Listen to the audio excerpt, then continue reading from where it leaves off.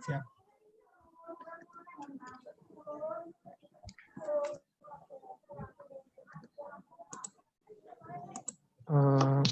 Kalau Ana dari sini bisa share screen nggak tanpa harus melalui host? Bisa Bang, maaf saya lupa dinyalain. Oh iya.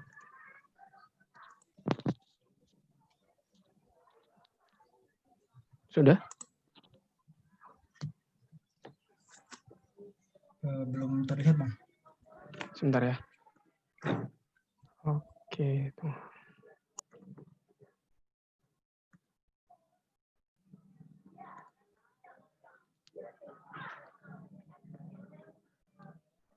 Ya, sudah terlihat teman-teman? Sudah Bang, sudah terlihat. Ya, alhamdulillah. Tip, Ana mulai ya. Bismillah, Assalamualaikum warahmatullahi wabarakatuh. Waalaikumsalam warahmatullahi wabarakatuh. Waalaikumsalam warahmatullahi wabarakatuh. Innalhamdulillah nahmaduhu wa nasta'inuhu wa nastaghfiruh wa na'udzu billahi min syururi anfusina wa min sayyiati a'malina. May yahdihillahu fala mudilla lahu wa may yudlil fala hadiya lahu. Asyhadu an la ilaha illallah wahdahu la syarika lah wa asyhadu anna Muhammadan 'abduhu wa rasuluhu la nabiyya ba'dah. Allahumma shalli wa sallim wa barik ala nabiyyina Muhammadin wa ala alihi wa sahbihi ajma'in. Qala Allah ta'ala fi kitabihil karim, a'udzu billahi minasy syaithanir rajim. Bismillahirrahmanirrahim. Ya ayyuhalladzina amanu taqullaha haqqa tuqatih wa la tamutunna illa wa antum muslimun. يا أيها الناس اتقوا ربكم الذي خلقكم من نفس واحدة وخلق منها زوجها وبث منهما رجالا كثيرا ونساء واتقوا الله الذي تساءلون به والأرحام إن الله كان عليكم رقيبا يا أيها الذين آمنوا اتقوا الله وقولوا قولا سديدا يصلح لكم أعمالكم ويغفر لكم ذنوبكم ومن يطع الله ورسوله فقد فاز فوزا عظيما أما بعد. Ikhwan wa akhwat rahimakumullah, teman-teman yang dirahmati Allah Subhanahu wa taala. Insyaallah ana mendoakan teman-teman sekeluarga semoga selalu senantiasa mendapatkan perlindungan oleh Allah Subhanahu wa taala. Ya, tapi sebelumnya ana izin bertanya, ini dari kelas berapa aja? 10 dan 11 ya? Kelas 12 juga ada Bang. Oh ada ya? Ya, tape kelas 10, 11, dan 12. Alhamdulillah, insya Allah Ana akan membawakan suatu materi yang sudah sebelumnya Ana siapkan untuk teman-teman, yaitu dengan tema 10 sahabat Nabi Shallallahu Alaihi Wasallam yang dijamin masuk surga, atau dapat kita kenal dengan istilah al-mubashiruna bil jannah, yaitu orang-orang yang diberitakan masuk surga. Ya teman-teman, nanti Allah Subhanahu Wa Taala, perkenalkan nama Ana, panggil saja Bang Angga. Sedikit perkenalan, Ana alumni tahun 2010. Kalau teman-teman mungkin di 43 lebih sering atau pernah ketemu sama Engga misalnya. Nah, Engga itu kalau nggak salah 2011. Ana di atasnya Engga 1 tahun. Ana dulu di Rohis 43 juga sebagai bidang NKI, Nuansa Kajian Islam, sebagai kepala bidang NKI. Alhamdulillah juga sempat diamanahkan untuk menjadi ketua OSIS pada waktu tersebut. Ini sedikit perkenalan yang sebelumnya diamanahkan supaya teman-teman bisa sedikit mengenal. Ya, tapi teman-teman sekalian, ada sedikit nasihat buat Ana pribadi, khususnya buat Ana pribadi, dan Ana berdoa semoga bisa menginspirasi teman-teman, yaitu ada sebuah perkataan Nabi yang Ana kutip, yang Ana nukil, yaitu ikatlah ilmu dengan menuliskannya.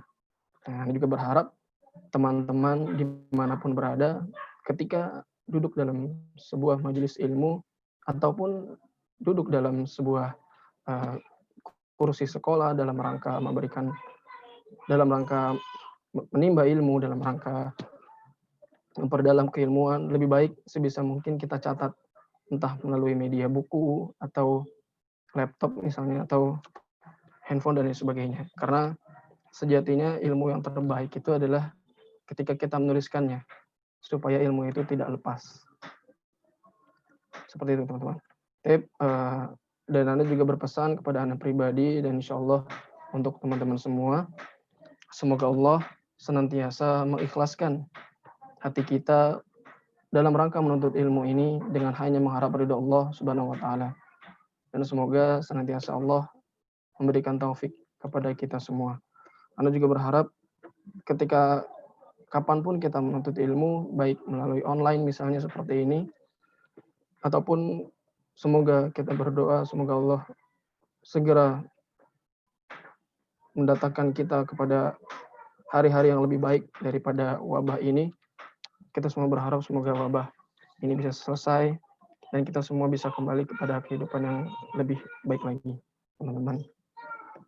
Ya, teman-teman, di awal sudah Anda sampaikan, insya Allah akan Anda bahas adalah mengenai 10 sahabat Nabi yang dijamin masuk surga. Nah, ikhwan wa akhwat fillah rahimakumullah, teman-teman sekalian yang dirahmati Allah Subhanahu wa taala.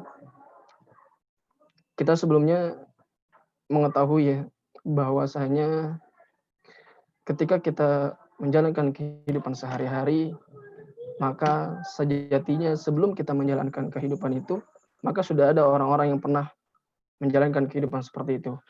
Ketika kita mungkin terlahir katakanlah kurang sempurna dan lain sebagainya, entah kita semisal kita yatim atau pernah kita dalam keadaan-keadaan sulit, maka kita percayalah bahwa sebelum kita terlahir dalam keadaan seperti itu, maka sejak dahulu telah ada contoh-contoh yang telah dicontohkan oleh para pendahulu kita, yaitu para nabi dan para sahabat. Teman-teman dirahmati Allah Subhanahu wa taala, sejatinya ketika kita hidup, kita harus menilai, kita harus melihat contoh-contoh real yang bisa kita aplikasikan dalam kehidupan kita sehari-hari. Sehingga ketika kita menjalankan kehidupan tersebut, kita tidak pernah lepas dari jalur yang telah Allah tentukan, yang telah Allah berikan contoh kepada kita. Contoh nyata yaitu para nabi dan para sahabat. Karena sejatinya prinsip kita adalah kita beribadah, kita hidup, itu kita memiliki contoh. Ya, bahkan Nabi SAW tidak diutus kecuali untuk apa? Kecuali untuk menyempurnakan akhlak yang mulia, kecuali untuk memberikan teladan, memberikan contoh kepada kita semua bahwasanya kehidupan hari-hari beliau, hari demi hari, tidaklah beliau lalui melainkan dengan ilmu, melainkan dengan semua permasalahan dan solusinya. Tak cuma para nabi, begitu juga para sahabat Rasulullah SAW pun demikian. Oleh sebab itu, ketika kita sedang mempelajari sirah nabawiyah ataupun sirah sahabiyah, maka sejatinya kita sedang mempelajari hari-hari untuk kita beragama, untuk kita menjalankan kehidupan kita. Bagaimana sirah itu menjadi kulit untuk kita kemudian membuka dan mempelajari prinsip-prinsip akidah, prinsip-prinsip yang benar mengenai ibadah, fikih, dan lain sebagainya, teman-teman. Ya, mengenai sahabat yang dijamin masuk surga, sebelumnya sama-sama kita pahami ya, apa sih teman-teman pengertian sahabat itu? Pasti di antara kita memiliki sahabat ya, sahabat-sahabat atau orang-orang terdekat. Nah, kalau dari kacamata umum, sahabat itu adalah orang-orang yang terdekat dengan kita, orang-orang yang kita merasa nyaman, orang-orang yang kita mempercayai dia dan dia pun mempercayai kita. Tentu pasti di masing-masing kehidupan kita, di masing-masing di antara kita memiliki sahabat-sahabat yang terbaik, sahabat-sahabat dekat dan sahabat-sahabat yang sangat amat kita percayai. Namun pada kali ini Pengertian sahabat yang difokuskan adalah para sahabat Nabi Shallallahu Alaihi Wasallam. Jadi kita tidak bisa sembarangan menilai sahabat. Kita tidak bisa menilai bahwa dia sahabat ataupun bukan. Karena yang menilai dan merasakan bahwa dia adalah sahabat atau bukan, pasti sahabatnya. Dalam arti semisal kita, ada orang yang mengaku sahabat kita, padahal sebetulnya bukan. Yang bisa mengetahui bahwa itu sahabat kita atau bukan adalah diri kita sendiri. Begitupun juga dengan para sahabat Nabi Shallallahu Alaihi Wasallam. Karena kenapa? Karena di zaman Nabi tidak hanya para sahabat, namun juga banyak orang-orang jahil, dan yang lebih berbahaya adalah para orang-orang munafik yang ketika berada di hadapan Nabi, berada di hadapan para sahabat lain, mereka memeluk Islam, mereka mengagung-agungkan Islam dan para sahabat. Lalu ketika di balik atau di belakang Nabi atau di belakang para sahabat, justru mereka menusuknya, memfitnah dan lain sebagainya. Dan itu hal yang lumrah terjadi. Di zaman Nabi sudah terjadi, bahkan sampai dengan zaman seperti ini pun masih lebih banyak terjadi, teman-teman. Tapi belum pernah ada dan tidak akan pernah ada suatu kaum yang serupa dengan mereka, yaitu para sahabat yang akan kita sampaikan pada kesempatan kali ini. Ana sedikit mengutip, teman-teman, dari Abdullah bin Mas'ud radhiyallahu anhu mengatakan, barang siapa hendak mengambil teladan, maka teladanilah orang-orang yang telah wafat atau telah meninggal. Mereka itu adalah para sahabat Nabi Muhammad SAW. Mereka itu adalah orang-orang yang paling baik hatinya di kalangan umat ini. Ilmu mereka paling dalam serta paling tidak suka membeban-bebani diri. Mereka adalah suatu kaum yang telah dipilih oleh Allah guna menemani nabinya Nabi SAW dan untuk menyampaikan ajaran agamanya. Oleh karena itu, tirulah akhlak mereka dan tempuhlah jalan-jalan mereka, karena sesungguhnya mereka berada di atas jalan yang lurus. Lalu berikutnya, teman-teman, perlu kita ketahui yang akan kita bahas, yang dimaksud sahabat Nabi adalah orang-orang yang berjumpa dengan Nabi Shallallahu Alaihi Wasallam dalam keadaan Muslim, meskipun dalam keadaan Muslim, lalu mereka para sahabat tersebut meninggal dalam keadaan Islam, meskipun sebelumnya atau sebelum ia wafat dalam keadaan Muslim tersebut, ia mungkin pernah murtad atau pernah keluar dari Islam atau belum memeluk Islam. Sedangkan yang dimaksud dengan berjumpa dalam pengertian ini lebih luas daripada sekedar duduk di hadapannya, berjalan bersama, terjadi pertemuan walau tanpa bicara. Dan termasuk dalam pengertian ini pula apabila salah satunya, Nabi atau orang tersebut pernah melihat orang lainnya, baik secara langsung maupun tidak langsung. Oleh karena itu, Abdullah bin Ummi Maktum radhiyallahu anhu yang buta matanya juga tetap disebut sahabat. Teman-teman dirahmati Allah Subhanahu wa taala, ada beberapa prinsip dalam kita memahami para sahabat. Bagaimana prinsip para Ahlus Sunnah dalam menyikapi para sahabat Nabi. Kita harus mengetahui rentetan seperti ini, teman-teman. Bahwasanya kita semua sama-sama paham ya, bahwa orang yang paling mulia di dunia ini yaitu adalah Nabi Shallallahu Alaihi Wasallam. Lalu berikutnya, siapa saja yang mencontoh Nabi di awal-awal sampai akhirnya kita bisa menirukan, sampai akhirnya kita bisa mengetahui, yaitu kita pasti semua tahu mereka adalah para sahabat. Mereka adalah para sahabat Nabi. Mereka hidup di zaman Nabi. Mereka sholat bersama Nabi, bermuamalah sama Nabi, duduk dan lain sebagainya. Mereka berkehidupan sehari-hari bersama Nabi. Ketika Nabi di usia 40 tahun menerima wahyu sampai dengan wafat 63 tahun, di usia yang 63 tahun, ya, selama hari-hari mereka melalui dengan ilmu, mereka lalui dengan tidak ada kesia-siaan. Begitu bahagianya menjadi para sahabat. Dan menjadi para sahabat itu bukan hal yang mudah, teman-teman. Kalau misalnya wallahu alam, siapapun yang hidup di zaman itu, katakanlah misalnya kita nggak mungkin semudah bagaimana Abu Bakar, bagaimana Umar dan lain sebagainya mempercayai bahwa Nabi adalah utusan Allah. Bagaimana ketika saat itu, ya, ketika awal-awal Nabi diutus oleh Allah menjadi seorang nabi, bagaimana awal-awal para masyarakat tersebut mengetahui bahwa Muhammad ini adalah tidak bisa membaca dan lain sebagainya. Sangat sangat banyak yang tidak percaya pada saat itu. Makanya untuk mendapatkan gelar sahabat, untuk bisa memeluk Islam, untuk bisa percaya Nabi, itu alhamdulillah Allah berikan petunjuk kepada para sahabat yang bisa kita contoh kehidupannya sehari-hari. Itu tidak mudah, teman-teman. Bahwa ketika saat itu masyarakat harus percaya kepada Nabi Muhammad tentang perjalanan Isra Mi'raj misalnya, yang dijalankan, yang dilaksanakan dalam waktu 1 hari, dalam waktu 1 malam, mohon maaf. Bagaimana kita bisa mempercayainya pada waktu itu? Sementara keterangan-keterangan hanya keluar dari lisan Nabi yang belum banyak dipercaya oleh masyarakat pada zaman itu, teman-teman sekalian. Nah, sebagai umat Muslim, ya, sebagai orang-orang yang senantiasa mempelajari ilmu agama, teman-teman sekalian, kita harus meyakini bahwasanya mereka semua para sahabat adalah orang-orang yang paling utama. Ya, orang-orang yang paling utama tentunya setelah Nabi. Yang kemudian ketika kita mencintai mereka, ketika kita meyakini kedudukan mereka di sisi Nabi, itu adalah suatu komitmen yang harus kita tanamkan pada diri kita sendiri. Dan sahabat sekalian, teman-teman yang dirahmati Allah Subhanahu wa taala, sudah semestinya ketika kita memiliki prinsip seperti itu, kita berloyalitas kepada seluruh sahabat Nabi.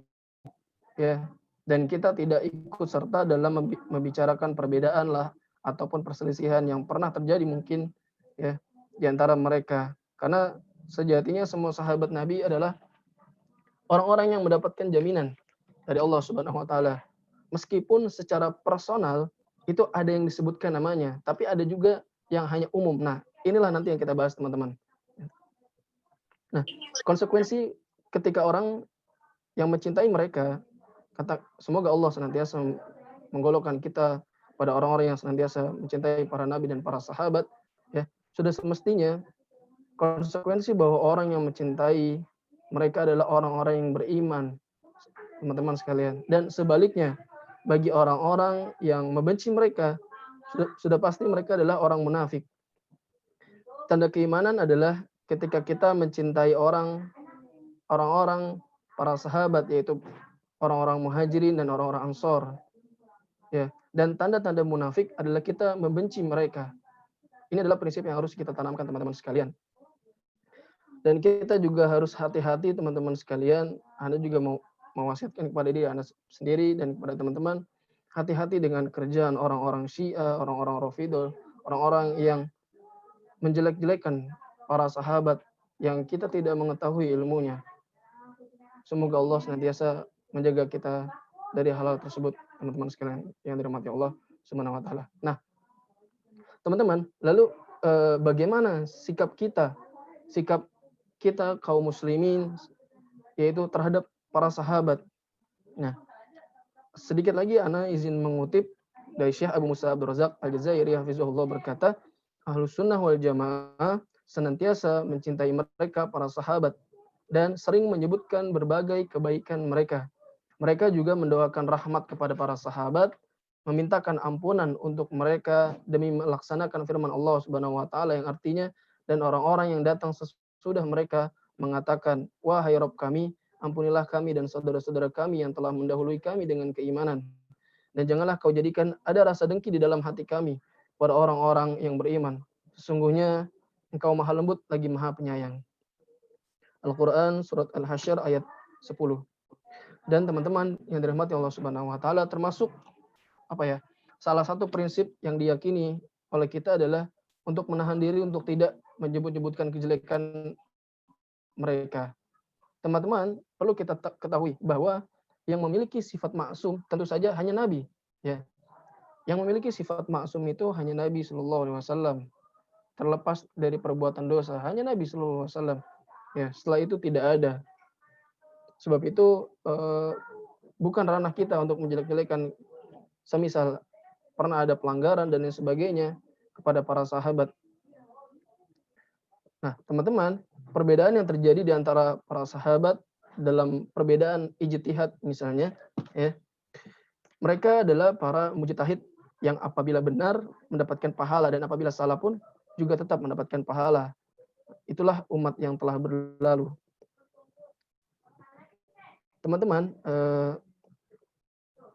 yang dirahmati Allah Subhanahu wa taala, adapun dalil-dalil tentang keutamaan para sahabat, sebelum menyampaikan dalil ini, Anak menyampaikan sedikit hikmah ya di awal, bagaimana tentang pentingnya mempelajari sirah nabawiyah ataupun sirah sahabiyah itu adalah yang pertama gini teman-teman, membuat kita semakin mencintai Allah.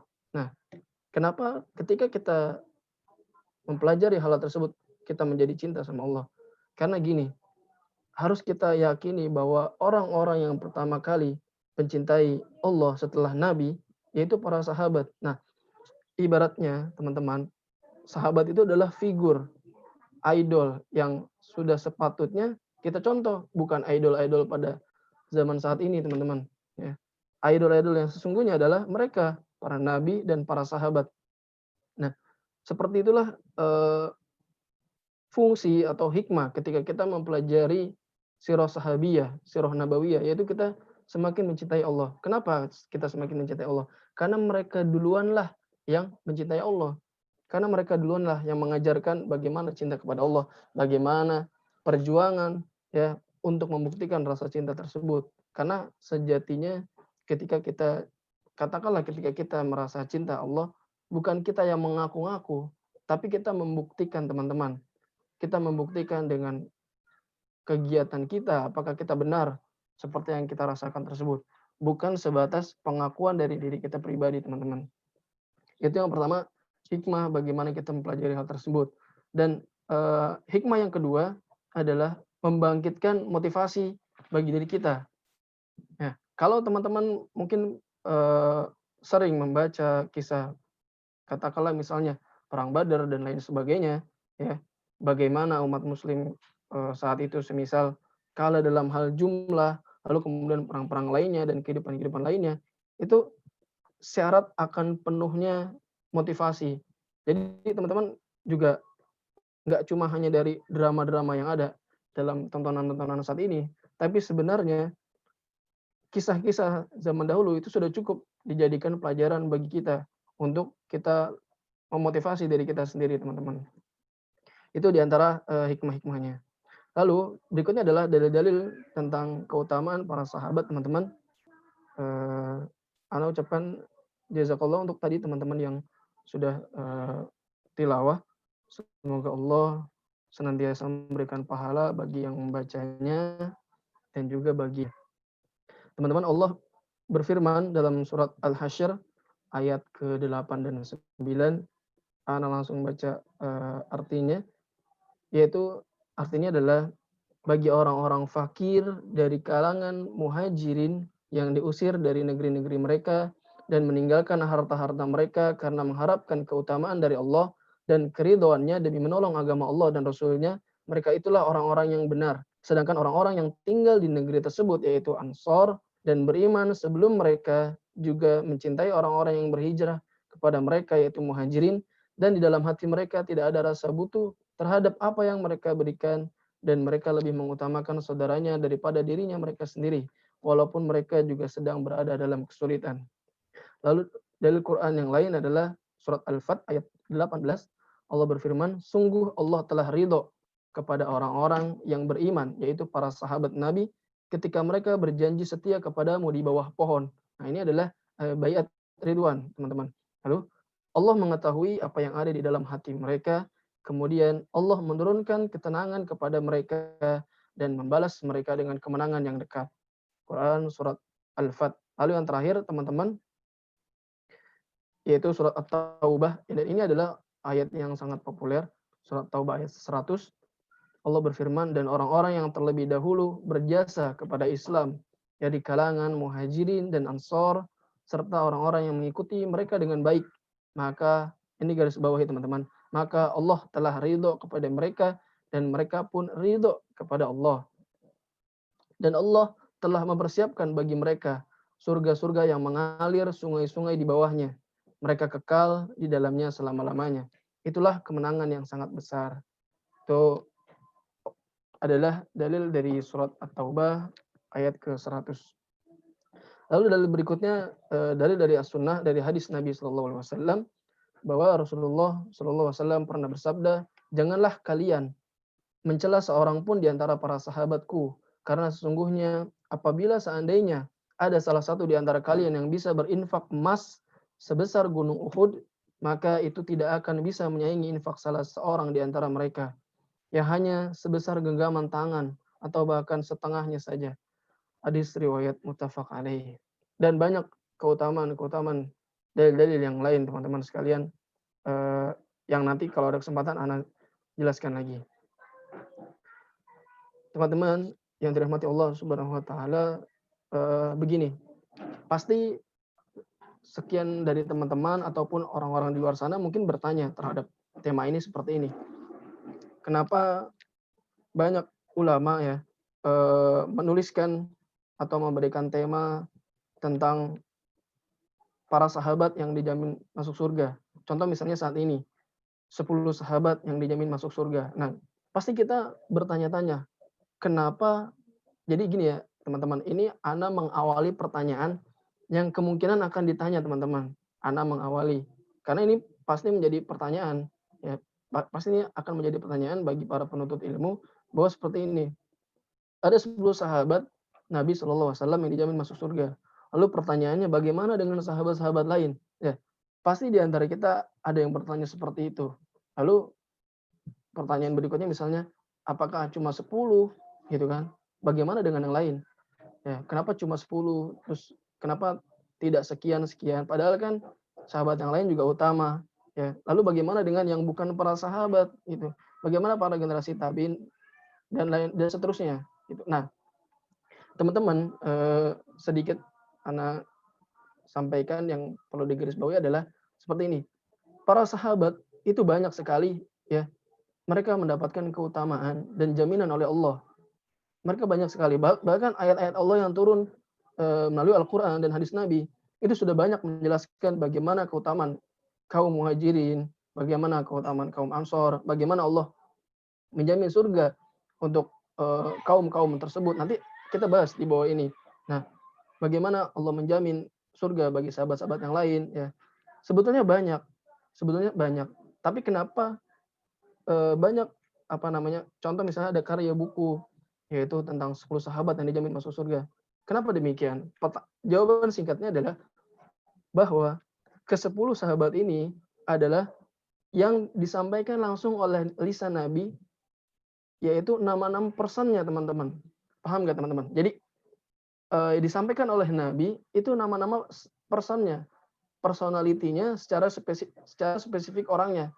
Namanya si A, B, C gitu. Bukan golongan kaum atau bukan golongan-golongan yang lain. Nah, jadi sudah pasti mereka-mereka ini adalah orang-orang yang paling utama. Orang-orang yang paling utama. Terlepas dari orang-orang yang utama yang lainnya. Seperti itu teman-teman. Jadi Ana ulang ya. Bukan berarti selain atau di luar dari 10 sahabat ini lantas tidak dijamin surga atau tidak memiliki keutamaan lah. Tidak seperti itu. Maksudnya adalah 10 sahabat ini adalah yang langsung Nabi sampaikan. Nanti akan Anda bahas, akan Anda sampaikan dalilnya. 10 sahabat itu siapa saja, dan pasti teman-teman mungkin sudah banyak yang mengetahui 10 itu siapa saja. Nah, kita ketika menyebut nama si fulan, sahabat A, B, C misalnya, itu kita tidak bisa sembarangan mengkultuskan katakanlah A, B, dan C masuk surga tanpa adanya dalil. Makanya 10 sahabat ini adalah yang jelas-jelas Nabi sampaikan gitu. Meskipun sahabat-sahabat yang lain justru memiliki keutamaan, memiliki jaminan-jaminan Allah, jaminan dari api neraka, jaminan surga yang lainnya. Hanya saja yang spesifik, ya terakhir Anda sampaikan, hanya saja yang spesifik secara personality adalah ke-10 sahabat ini yang nanti dalilnya akan Anda sampaikan teman-teman yang dirahmati Allah Subhanahu wa taala. Nah, teman-teman, lanjut berikutnya adalah para sahabat yang kesemuanya memiliki masing-masing keutamaan di sisi Nabi, diantaranya yaitu yang pertama adalah Khulafaur Rasyidin. Teman-teman pasti tahu sahabat Khulafaur Rasyidin adalah khalifah yang keempat ya. Khalifah Arba, para pemimpin yang keempat. Teman-teman pasti sudah tahu. Nah, tapi kita tidak boleh mengkultuskan mereka dan tidak boleh membenci atau memandang rendah sahabat yang lain. Jadi dalam arti kita sedang membicarakan keutamaan demi keutamaan. Artinya gini, semua sahabat memiliki kemuliaan, semua sahabat memiliki keutamaan. Tapi tentunya kalau misalnya mau kita rentetkan, siapa yang lebih utama? Nah, disinilah pembahasannya gitu. Nah, bahkan gini teman-teman, di luar tema. Anda lupa siapa sahabat yang bertanya kepada Nabi, siapa yang lebih utama, Khadijah atau Aisyah? Mereka istri Nabi ya. Teman-teman ada yang bisa jawab nggak? Lebih utama siapa? Khadijah, Bunda Khadijah, atau Bunda Aisyah? Nah, jawabannya adalah dua-duanya utama. Pasti ada yang menjawab lebih utama Aisyah karena begini. Atau lebih utama Khadijah karena begini. Ya. Yang tepat adalah lebih utama keduanya. Nah, tinggal yang membedakan adalah permasalahan waktu. Nah, kalau sebelum Bunda Khadijah wafat, maka yang lebih utama adalah Bunda Khadijah. Bagaimana keutamaan beliau ketika dari awal Nabi ya, dari awal Nabi menikah dengan beliau, lalu kemudian beliau adalah termasuk wanita pertama yang memeluk Islam, wanita pertama yang mempercayai Nabi sebagai utusan Rasul. Nah, disitulah letak-letak keutamaan Bunda Khadijah. Sampai kemudian wafat, lalu Nabi menikah dengan Bunda Aisyah, maka Bunda Aisyah juga adalah yang utama. Seperti itu teman-teman. Yang utama sepeninggal Bunda Khadijah. Mengapa utama? Sudah tidak mungkin kita pungkiri lagi bahwa hari-hari yang dilalui oleh Nabi SAW yaitu bersama Bunda Aisyah. Bagaimana termasuk salah seorang yang banyak meriwayatkan hadis, wajar 24 jam bersama Nabi, bangun tidur, aktivitas dan lain sebagainya itu bersama Nabi. Seperti itu teman-teman perumpamaannya. Nah, semua adalah memiliki keutamaan teman-teman. Ya. Lalu kemudian meyakini surga bagi semua sahabat yang disampaikan Nabi itu kita tidak perlu ragu. Itu kita harus amini. Dan teman-teman, dan mereka yang tidak mendapat jaminan tetap, mereka adalah orang-orang yang Allah ridhoi, orang-orang yang memiliki keutamaan yang luar biasa terhadap dakwah Islam. Nah, akan tetapi dalam pembahasan ini teman-teman, jaminan individu yang perlu teman-teman garis bawahi, jaminan individu terhadap nama-nama sahabat yang dijamin ya, yang 10 tadi tidak bisa direkayasa teman-teman, dan pastinya semua sesuai dengan dalil sahih yang diucapkan Nabi Shallallahu Alaihi Wasallam. Kalau tidak disampaikan oleh Nabi, itu bukan menjadi dalil. Seperti itu teman-teman. Ya, lanjut teman-teman. Nanti kita lompat ya. Nanti kita bahas 10 sahabat tersebut. Nah, lalu teman-teman, bagaimana sih keterjagaan para sahabat yang harus kita tahu untuk kemudian kita aplikasikan dalam kehidupan sehari-hari. Di sini Anda sedikit menukil dari Syekh Muhammad Shalih Al-Utsaimin rahimahullah berkata, para sahabat bukanlah orang-orang yang maksum seperti yang tadi Anda sampaikan di awal. Para sahabat bukanlah orang yang maksum teman-teman, yaitu orang-orang yang terbebas dari dosa. Karena sejatinya hanya satu orang yang maksum, yaitu Nabi Muhammad SAW. Nah, berikutnya, karena mereka bisa saja terjatuh dalam maksiat atau kesalahan, sebagaimana hal itu mungkin terjadi pada orang selain mereka. Akan tetapi mereka adalah orang-orang yang paling layak untuk meraih ampunan karena sebab-sebab berikut ini. Yang pertama teman-teman, kalau teman-teman mau catat, yang pertama mereka berhasil merealisasikan antara keimanan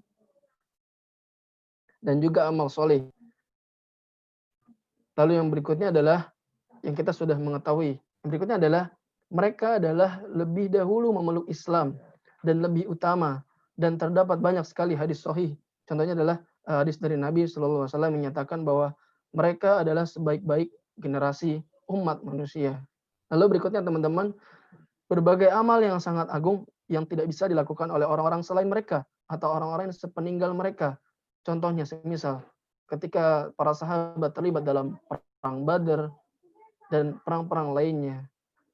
Lalu sebab-sebab yang lain adalah ketika para sahabat mereka telah bertaubat dari dosa-dosa, sedangkan taubat dapat menghapus apa yang dilakukan sebelumnya.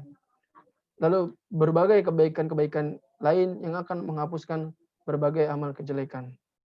Lalu berikutnya ketika ada ujian bagi para sahabat yang menimpa mereka, para sahabat, yaitu berbagai hal yang tidak disenangi, yang juga menimpa orang lain, sedangkan keberadaan musibah itu bisa menghapuskan dan menutupkan dosa-dosa mereka. Dan lain sebagainya. Terakhir adalah syafaat dari Nabi SAW, sedangkan mereka adalah umat manusia yang paling pertama, yang paling berhak untuk memperolehnya, yaitu para sahabat Nabi SAW. Begitulah bagaimana keterjagaan para sahabat, teman-teman. Berdasarkan pertimbangan-pertimbangan itu, maka perbuatan sebagian dari mereka yang mungkin salah ketika itu atau sangat sedikit, ya, mereka akan tenggelam dalam lautan kebaikan. Jauh lebih banyak lautan kebaikan yang mereka miliki, teman-teman. Hal itu dikarenakan mereka adalah orang-orang yang terpilih di antara umat ini, yang menjadi umat paling baik dan belum pernah ada dan berikutnya tidak akan pernah ada suatu kaum yang menyerupai mereka. Jadi gini, teman-teman, kalau ibarat statistik tuh, sepeninggal Nabi itu adalah orang-orang yang terbaik setelah Nabi. Lalu semakin mendekati hari kiamat itu semakin turun generasinya. Semakin turun. Nah, istilah gini, kita semakin mendekati hari kiamat, maka kualitas keimanan itu semakin menurun.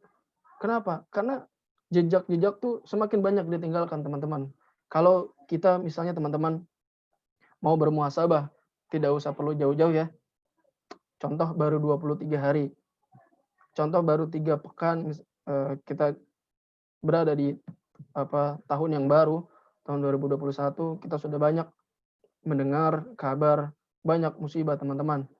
Teman-teman pasti tahu bagaimana musibah yang berada di udara, musibah yang berada di darat, musibah yang berada di laut, ya, teman-teman, baik semisal pesawat jatuh, Sriwijaya Air, lalu Allah takdirkan gempa bumi, longsor, ya, terus banjir bandang, lalu misalnya angin puting beliung dan lain sebagainya, teman-teman, ya, entah ada di Makassar, ada di Medan, ada di puncak, teman-teman. Insya Allah, puncak itu, teman-teman. Puncak itu kan tinggi ya, tapi Allah takdirkan banjir bandang. Nah, kita perlu tahu, teman-teman, bahwa semua yang telah terdengar kabar oleh kita hal tersebut yang terjadi di awal tahun ini senantiasa memberikan nasihat buat kita, teman-teman. Ya. Tidak mungkin Allah takdirkan hal-hal demikian begitu saja tanpa adanya pembelajaran, teman-teman. Tidak mungkin Allah takdirkan seperti itu aja mengalir, nggak mungkin. Pasti ada pembelajaran dan nasihat buat kita, teman-teman. Dan kalau kita mau merujuk kepada tahun-tahun sebelumnya, ya, sebetulnya teman-teman sekalian yang dirahmati Allah, sebetulnya hampir setiap tahun, bahkan mungkin setiap tahun ya, itu pasti ada aja kejadian-kejadian kayak gini. Dan mungkin range kalau kita mau buat siklusnya, mungkin range-nya itu kebanyakan kenapa? Di awal tahun, akhir tahun menjelang awal tahun.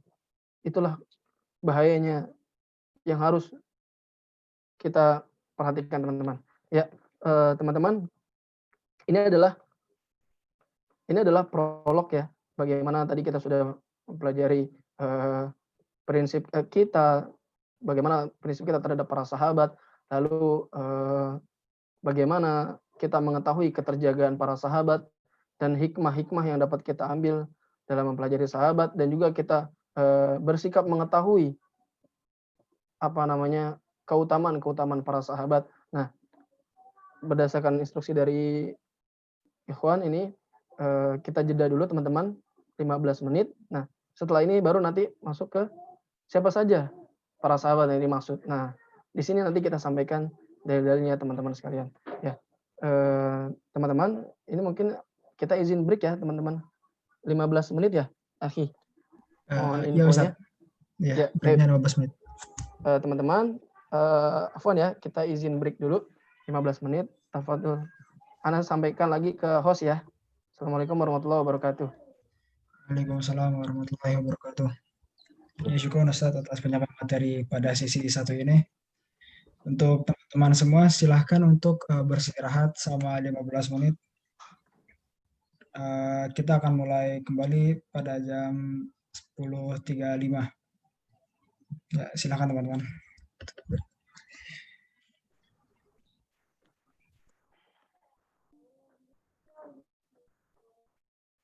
wabarakatuh, teman-teman. Sudah pada hadir kembali, teman-teman semua? Hadir, Bang. Waalaikumsalam warahmatullahi wabarakatuh. Sudah, Bang? Sudah, Bang. Alhamdulillah. Syukur. Jazakallah ya, teman-teman. Nah, izin untuk mulai kembali. Nah, baru kita masuk ke poin utamanya, teman-teman. Ini kita kayak khutbah ya, ada jedanya. Keren loh panitianya. Ya, terima kasih, teman-teman. Ya, semoga kita bisa kembali belajar lagi, kembali fokus lagi sedikit, teman-teman.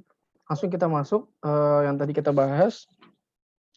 Tadi kita sudah bahas mengenai bagaimana prinsip kita untuk memahami keutamaan para sahabat, lalu hikmah-hikmah yang didapatkan mengenal mereka, lalu berikutnya bagaimana keterjagaan mereka, bagaimana Allah menjaga mereka, dan lain sebagainya.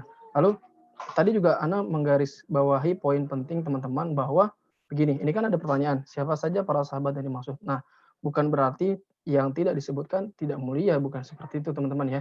Jadi semua para sahabat adalah orang-orang yang mulia dan orang-orang yang sangat utama. Cuma maksudnya ke-10 ini adalah orang-orang yang paling utama dan yang memang sudah disebutkan secara personality. Jadi bukan diada-ada, bukan siapapun bisa mengada-ada, tidak seperti itu, teman-teman. Jadi semua yang lahir, semua yang muncul dalam hal agama, maka sejatinya itu adalah hal yang lahir berdasarkan dalil, berdasarkan ayat Allah, berdasarkan ucapan Nabi SAW melalui hadis Nabi.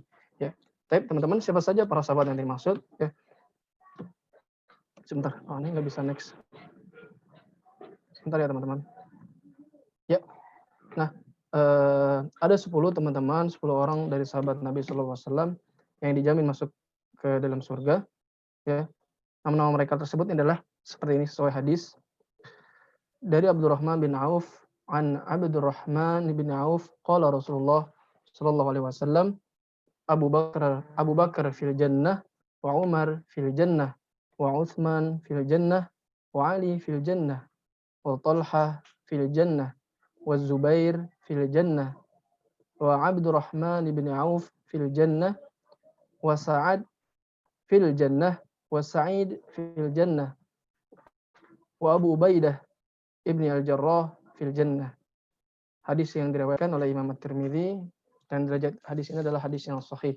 Nah, teman-teman yang dirahmati Allah Subhanahu wa taala, inilah yang tadi Anda sampaikan di awal, teman-teman, bahwa ke-10 itu adalah mereka-mereka sahabat A, B, C yang jelas atau terang Nabi sebutkan secara personality nama-namanya.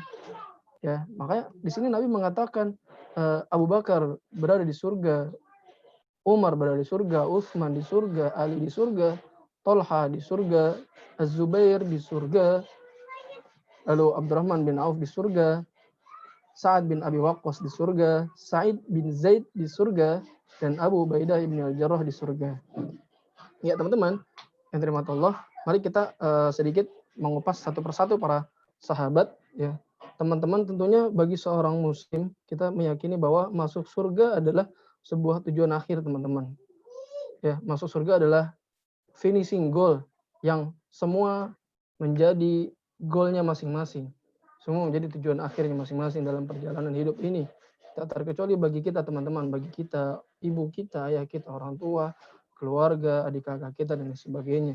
Semoga Allah senantiasa memberikan surga bagi kita semua, teman-teman. Nah, ketika Rasulullah menyatakan bahwa ada di antara para sahabat yang masuk surga, tentunya hal itu bisa menumbuhkan ghirah untuk kita, untuk menimbulkan semangat untuk kita, teman-teman sekalian.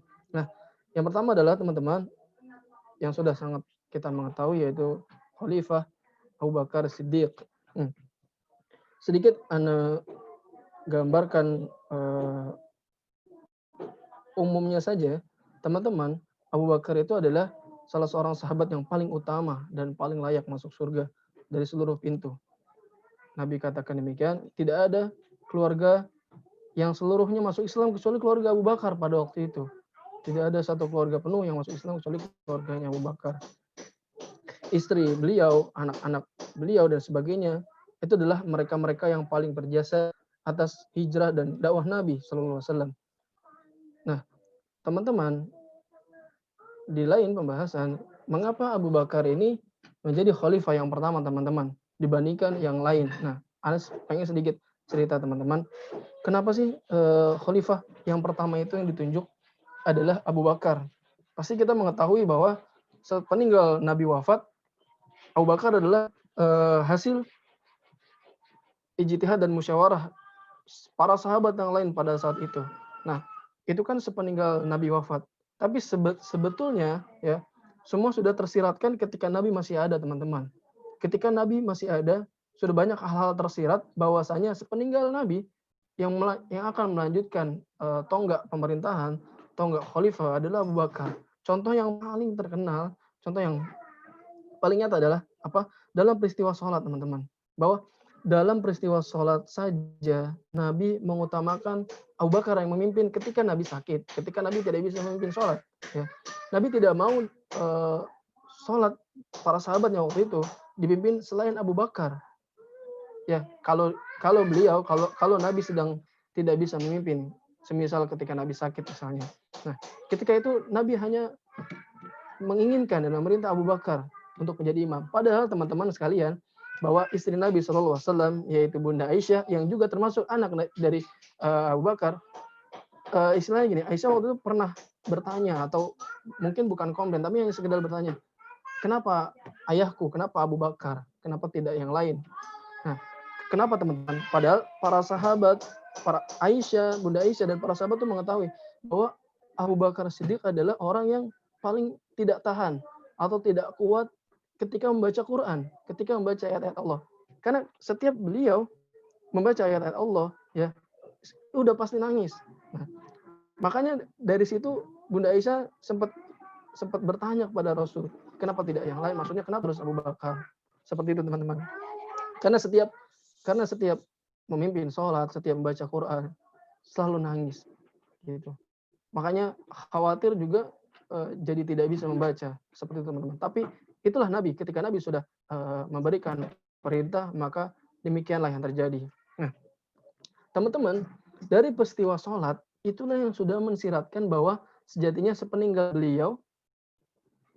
dari Nabi SAW adalah dipimpin oleh Abu Bakar Siddiq. Kenapa? Karena gini teman-teman, perintah sholat, ya, ibadah sholat, itu adalah ibadah yang paling utama. Ibadah yang paling utama, ibadah yang merupakan pondasi awal, yang merupakan pondasi terkuat dari tubuh manusia. Ya, dalam peristiwa sholat saja, Nabi mengutamakan Abu Bakar. Bagaimana dalam hal dunia lain? Bagaimana dalam hal memimpin para kaum waktu itu? Ya, karena menurut Nabi, sholat itu adalah yang paling utama, amal ibadah yang pertama kali dihisab. Jadi kalau dalam hal sholat saja Abu Bakar yang dipilih, dalam hal sepenting itu teman-teman, dalam hal searjen dan sepenting itu, Nabi memilih Abu Bakar, ya, untuk perkara akhirat, untuk perkara agama. Bagaimana untuk perkara-perkara yang lain? Sudah pasti Abu Bakar yang diutamakan teman-teman. Itulah di antara beberapa hikmah mengapa Abu Bakar Siddiq layak menjadi orang yang utama sepeninggal Nabi, yaitu termasuk juga menjadi pemimpin kaum muslim sepeninggal Nabi SAW. Ya. Nah, sahabat yang juga paling berjasa ketika Nabi wafat waktu itu. Ketika Nabi wafat, itu banyak semua sahabat tuh yang istilahnya apa ya? Yang sedih, yang pembahasannya shock mungkin ya, shock, stres dan lain sebagainya. Nah, di sinilah Abu Bakar yang paling tegas, paling berwibawa untuk menenangkan para sahabatnya. Ya, paling sudah keluar daripada aura-aura kepemimpinan beliau. Nah, teman-teman, Abu Bakar Siddiq adalah khalifah pertama ya setelah wafatnya Nabi. Selain itu, dia juga merupakan laki-laki yang pertama-tama masuk Islam. Kita mengetahui banyak pengorbanan, keberanian, dan Ana dulu pernah menjelaskan sirah sahabiyah tentang Khalifah Abu Bakar Siddiq di pertemuan NKI sebelumnya dengan teman-teman yang lain.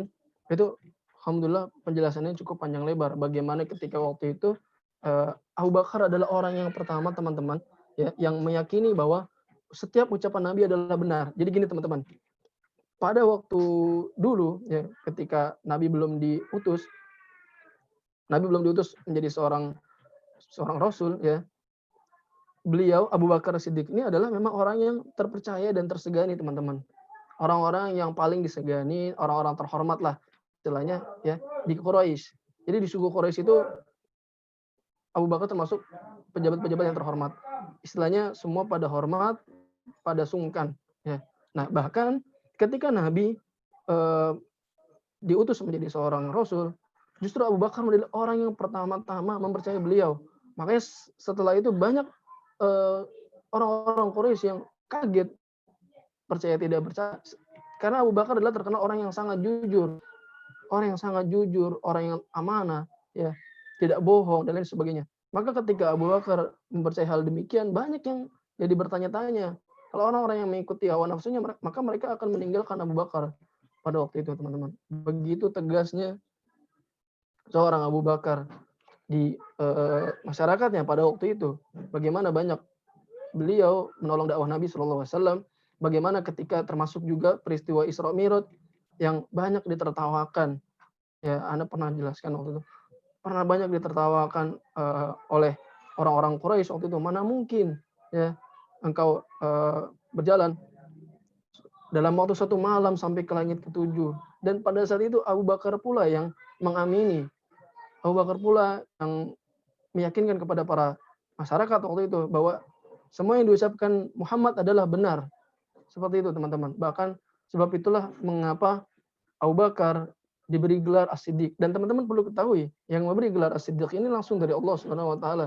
Nah, As-Siddiq gelar terbaik untuk Abu Bakar.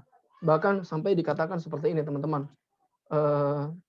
Jika suatu amalan manusia sepeninggal Abu Bakar As-Siddiq itu ditimbang, amalan sepeninggal Abu Bakar As-Siddiq itu ditimbang ke dalam satu timbangan, ya, lalu dibandingkan dengan amalan Abu Bakar As-Siddiq di timbangan yang lainnya. Jadi kalau kita ibarat sebuah timbangan yang sebelah kiri atau kanan, ya, timbangan yang sebelahnya itu adalah amalan seluruh manusia ditimbang yang satunya lagi, lalu dibandingkan Abu Bakar seorang, maka itu jauh lebih berat timbangan Abu Bakar As-Siddiq seorang.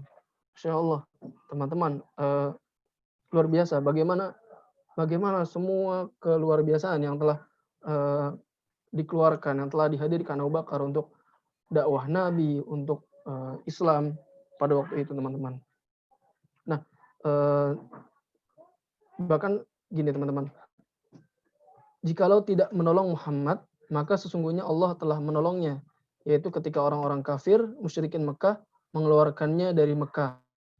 Sedang dia salah seorang dari dua orang, yaitu Rasulullah dan Abu Bakar, ketika keduanya berada dalam gua.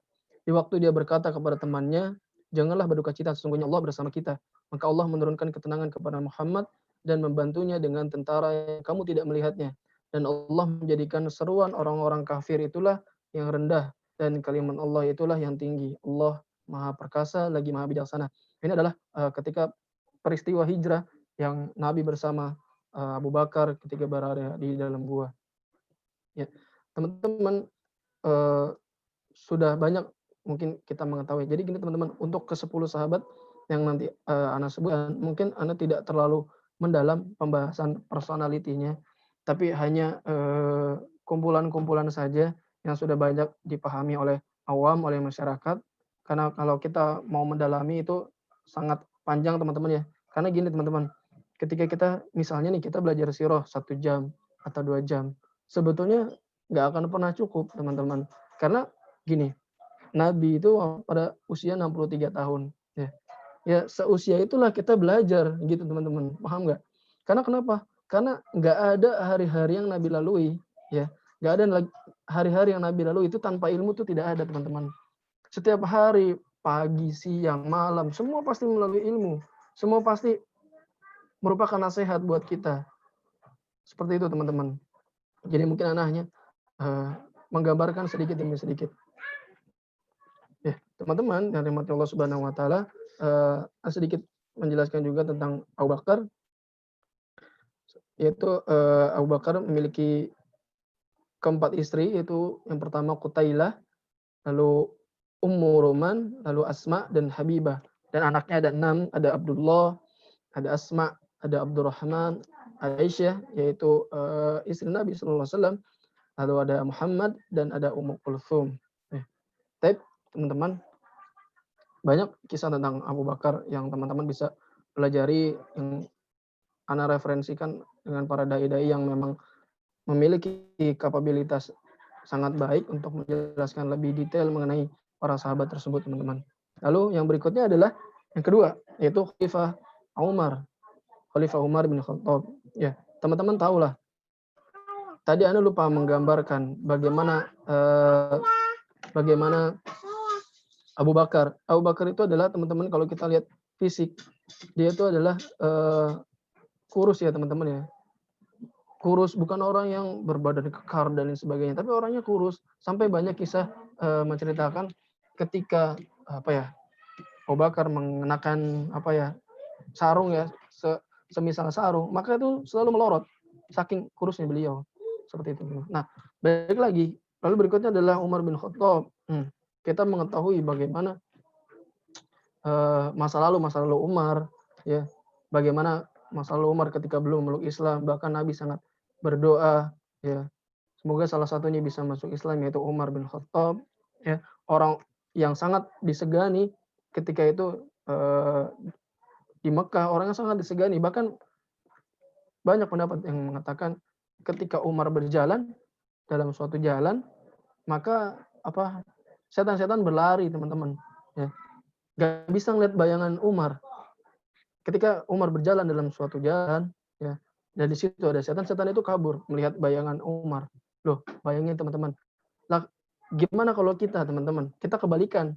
Kita jalan di suatu jalan, ya, ada setan yang nyamperin kita. Ya beda ya, teman-teman. Seperti itu, teman-teman, yang dirahmati Allah Subhanahu wa taala. Teman-teman, Anda sedikit bacakan yang tentunya kita tahu bahwa Umar bin Khattab adalah khalifah kedua, ya, khalifah kedua setelah Abu Bakar Siddiq, dan beliau juga termasuk salah seorang yang sangat dekat dan disayangi oleh Nabi Muhammad SAW semasa hidupnya. Bahkan sebelum memeluk Islam, teman-teman, kita tahu bahwa beliau juga merupakan musuh bagi kaum muslimin waktu itu, musuh yang paling ditakutin, teman-teman. Namun semenjak ia bersyahadat, nah ini seru, teman-teman. Semenjak ia bersyahadat, ya, kalau tidak salah tahun ke-6 setelah Nabi diangkat menjadi utusan Allah. Kan Nabi kan diangkat umur 40 tahun. Kurang lebih di tahun ke-6, dia menjadi salah satu benteng Islam, teman-teman. Nah, jadi gini, teman-teman ya. Ketika waktu itu belum ada Umar belum memeluk Islam waktu itu. Banyak kaum muslimin yang mau beribadah itu nggak mau dekat-dekat Ka'bah, gitu. Tidak mau dekat-dekat Ka'bah. Banyak yang masih sembunyi-sembunyi, gitu. Banyak yang masih takut. Tapi ketika Umar sudah memeluk Islam pada waktu itu, teman-teman, Umar adalah orang yang pertama, ya, orang yang pertama sholat, orang yang pertama beribadah di depan Ka'bah. Nah, seketika itu juga akhirnya banyak masyarakat yang mengikuti beliau. Istilah kata mungkin kalau menurut kita ada tameng, ada benteng. Wih, udah ada Umar nih, ngapain kita takut lagi, gitu, teman-teman. Kurang lebih seperti itu, teman-teman.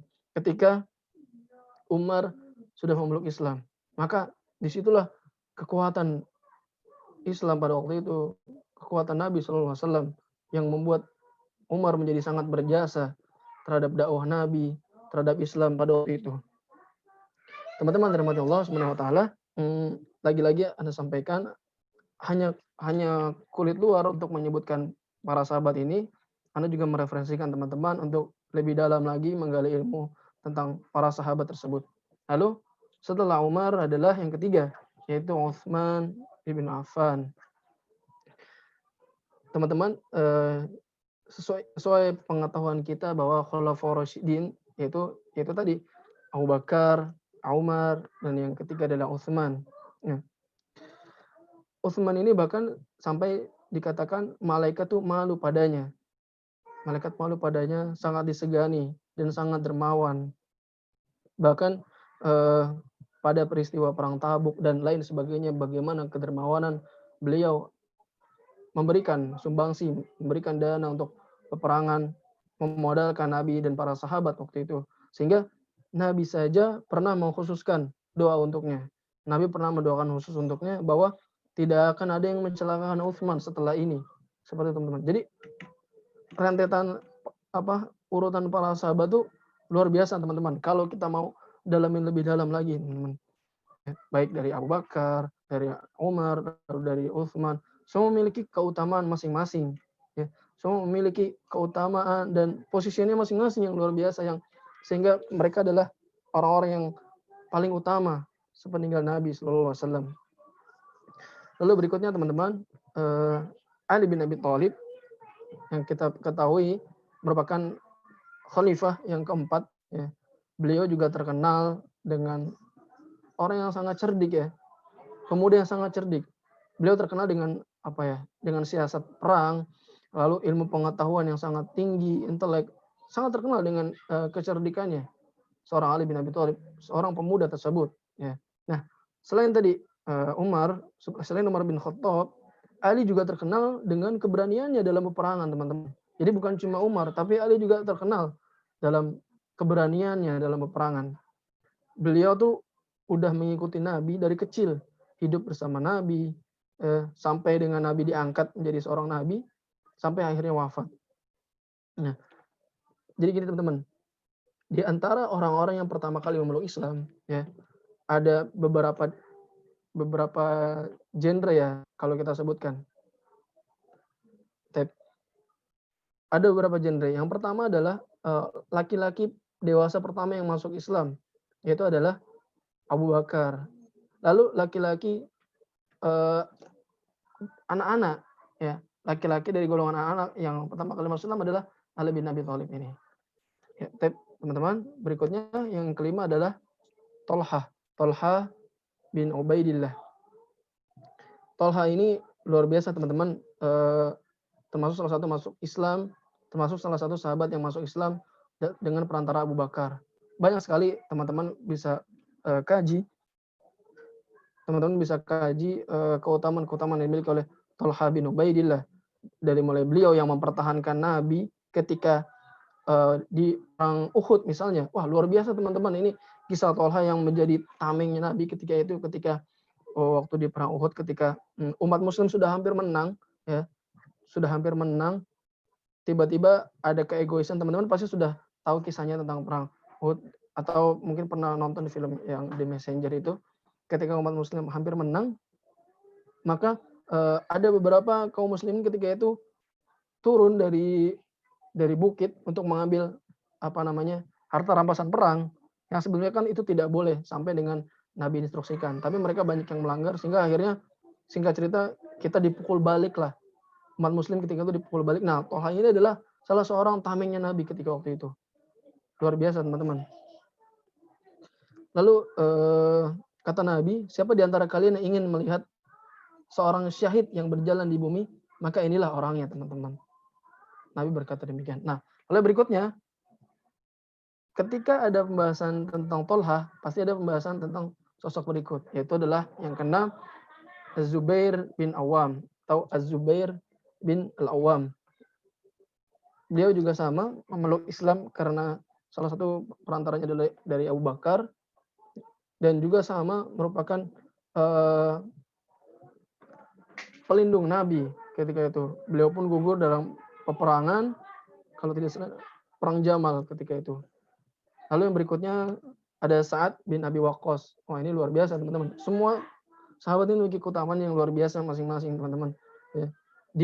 Beliau mengikuti Islam sejak umur 17 tahun dan mengikuti seluruh peperangan. Sampai pernah ditawan musuh lalu ditebus oleh Nabi dengan kedua ibu bapaknya sendiri waktu perang Uhud. Itulah Sa'ad bin Abi Waqqas. Lalu yang berikutnya teman-teman adalah Sa'id bin Zaid. Nah, Sa'id bin Zaid ini mungkin tidak terkenal sahabat lain ya. Mungkin tidak terkenal sahabat lain, tapi sejak kecil Sa'id ini sudah mengikuti peperangan. Ya. Tapi kecuali perang Badar waktu itu. Nah, beliau bersama Thalha bin Abdullah diperintahkan oleh Nabi untuk memata-matai gerakan musuh waktu itu. Ya.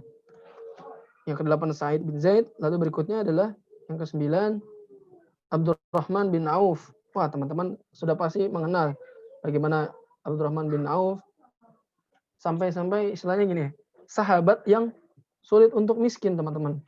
Sahabat yang sulit untuk miskin, yang luar biasa kekayaannya itu selalu bisa menjadi orang yang memiliki. Seperti itu, teman-teman. Bahkan sampai Abdurrahman bin Auf ini disebutkan termasuk dari calon yang udah ditunjuk Umar untuk memimpin khalifah sesudahnya sebelumnya gitu. Maksudnya termasuk dari calon-calon penerus kalau Umar sudah tiada gitu, teman-teman. Salah satu keutamaan dia adalah seperti itu. Nah, kalau bicara tentang Abdurrahman bin Auf, pastinya kita pasti sangat nempel kurang lebih dengan Utsman ya. Bagaimana hartanya bisa mewakilkan dirinya untuk berjuang untuk Islam. Lalu bagaimana hartanya itu menginspirasi banyak kaum muslimin untuk pintar berdagang, untuk pintar berniaga, bagaimana Islam mengajarkan cara transaksi yang baik dan lain sebagainya, sehingga menjadi seorang muslim yang mandiri. Seperti itu, teman-teman. Nah, yang terakhir adalah ini, Abu Ubaidah bin Al-Jarrah. Nah, Abu Ubaidah bin Al-Jarrah juga mungkin banyak teman-teman yang belum kenal, tapi sahabat ini adalah sahabat yang luar biasa, teman-teman. Ya. Beliau adalah salah satu jenderal tertinggi di Syam yang ketika waktu itu Nabi utus, banyak keutamaan yang ada padanya. Lalu juga pada perang Uhud, ya, Abdullah bin Jubair itu pernah memimpin kuda yang berada di atas bukit. Ya. Dulu kalau teman-teman pernah tahu, Khalid bin Walid itu kan belum masuk Islam ya. Beliau masih menjadi musuh waktu itu. Ya, kurang lebih seperti itu, teman-teman. Ya, di antara ke-10 daripada nama-nama nabi yang sudah tadi Anda sebutkan. Mungkin ada khilaf di antara urutan. Ada yang menyebutkan Abdurrahman bin Auf nomor berapa ya? Nomor 7 kalau nggak salah. Jadi habis Tolha, Zubair, Abdurrahman bin Auf, baru kemudian Sa'ad bin Abi Waqqas, terus Sa'id bin Zaid, baru Abu Ubaidah bin Al-Jarrah, ataupun sebaliknya Abdurrahman bin Auf nomor 9, kurang lebih seperti itu. Tapi intinya adalah ya, ke-10 ini adalah nama-nama yang memang disebutkan oleh Nabi secara person yang di awal Anda sampaikan, teman-teman. Bukan berarti yang tidak disebutkan ini tidak memiliki keutamaan. Lah, tidak seperti itu. Semua sahabat memiliki keutamaan. Hanya saja yang sedang kita bahas ya saat ini adalah 10 sahabat yang memang sudah diterangkan oleh nas, ada dalil yang menjelaskan bahwa 10 sahabat tersebut berada di surga. Seperti itu, teman-teman. Ya.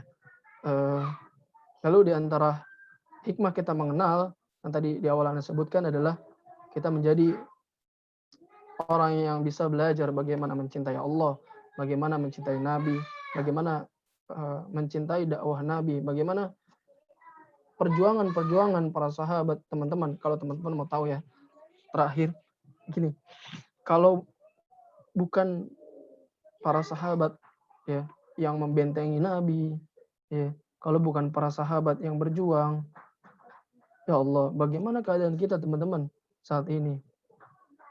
Bagaimana keadaan kita saat ini kalau tanpa jasa-jasa mereka? Kadang kita suka lupa sama jasa-jasa para sahabat. Ya.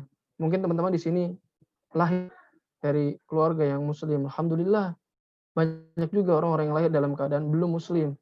Ya. Nah, yang kita syukuri adalah bagaimana kemudian para sahabat ini mempunyai jasa dan andil yang luar biasa untuk menyebarkan Islam. Sehingga kita bisa mengenal Islam seperti ini, teman-teman.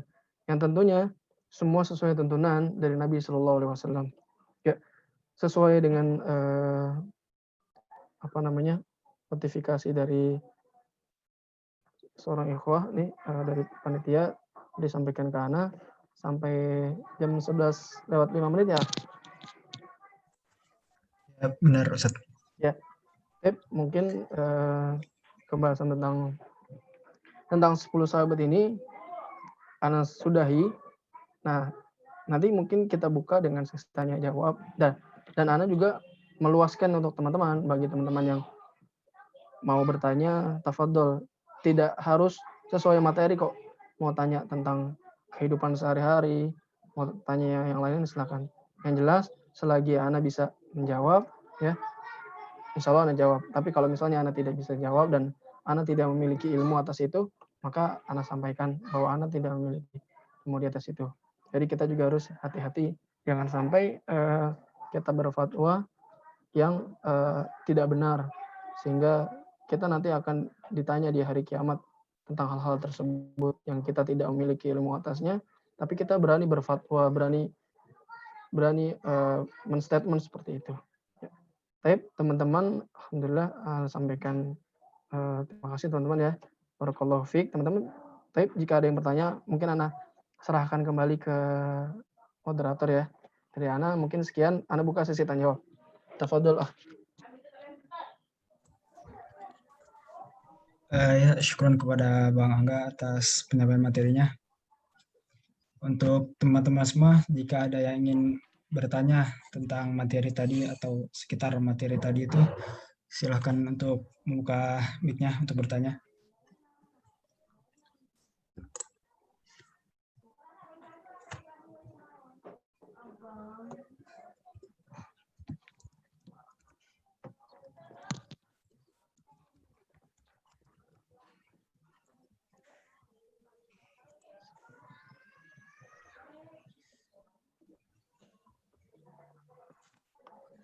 Kalau nggak salah kemarin siapa?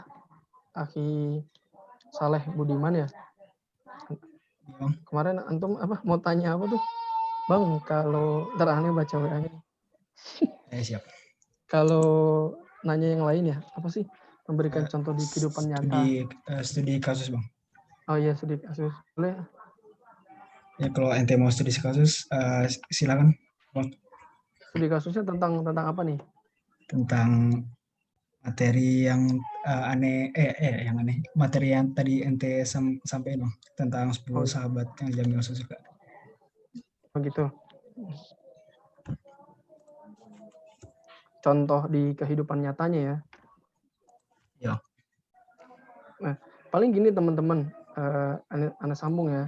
Jadi gini teman-teman. Kalau belum ada yang bertanya, Ana sambung.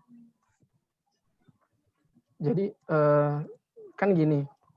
Tadi kita bahas 10 sahabat yang dijamin masuk surga. Lalu bagaimana dengan sahabat yang lainnya? Bagaimana dengan orang-orang beriman yang lainnya? Ya, teman-teman perlu tahu di antara ayat-ayat yang Allah sampaikan bahwa Allah memberikan surga bagi siapa saja, ya, bagi siapa saja yang memeluk Islam, yang beriman kepada Allah. Tentunya Allah membuka pintu surga, dan kita sudah banyak mengetahui banyak dalil-dalil yang menjelaskan. Contoh ini misalnya orang yang berpuasa maka masuk surga dari pintu lain dan lain sebagainya.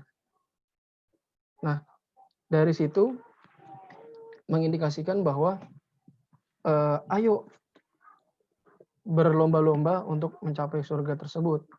Jadi bukan hanya ke 10 sahabat tadi, teman-teman.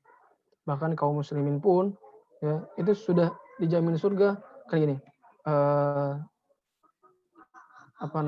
Ketika seseorang wafat dalam keadaan muslim dan mengucapkan la ilaha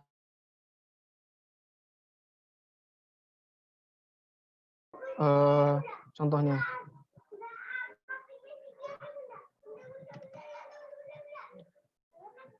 ya, teman-teman masih bisa mendengar suaranya ya?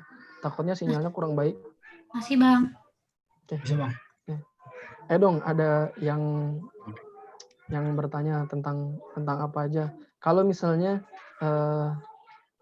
kurang enak buat ngobrol, boleh chat aja nih di chat grup. Sebelumnya ini kelas 10, 11, 12 ya? Iya, Bang. Iya, Bang. Ya, Bang. Oh, Masya Allah. Berarti kelas 10 belum ada yang masuk ya? Belum pernah ada yang datang ke sekolah ya?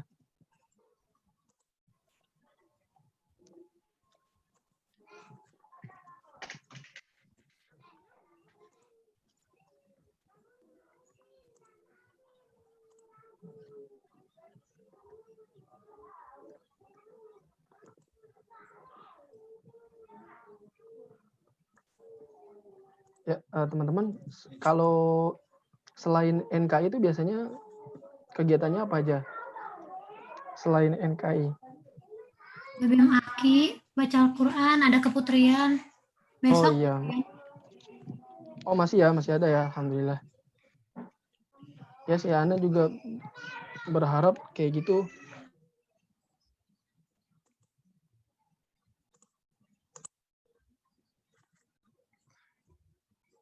Jangan ada yang ikut kalau bisa.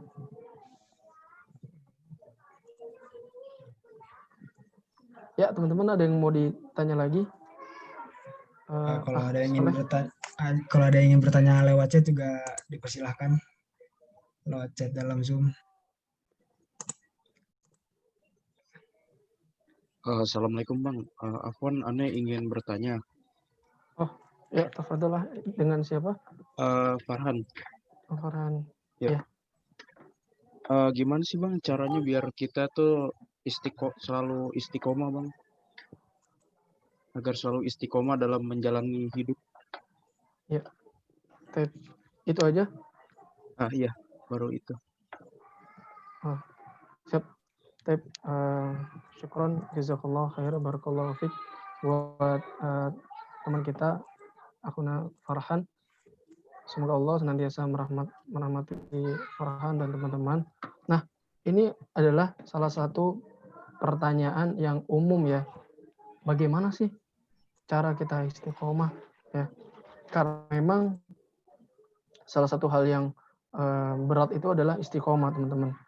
Mungkin kita bisa memulai, tapi kita sulit untuk mempertahankan, gitu ya teman-teman ya. Kita bisa mulai rajin sholat duha misalnya. Ini yang realnya. Kita mau mulai untuk sholat duha, tapi kenapa kok sulit istiqomahnya gitu. Lalu kita mau mulai tadarus dengan target berapapun. Katakanlah teman-teman punya target satu hari setengah juz, atau satu hari sekian halaman, atau satu hari 1 juz. Ya. Tapi kenapa pada aplikasinya sulit istiqomah? Itu adalah permasalahan-permasalahan yang umum terjadi, teman-teman. Nah, salah satu di antara langkah-langkah, ini juga nasihat buat Anda pribadi, bukan cuma buat yang bertanya, tapi buat Anda pribadi dan teman-teman.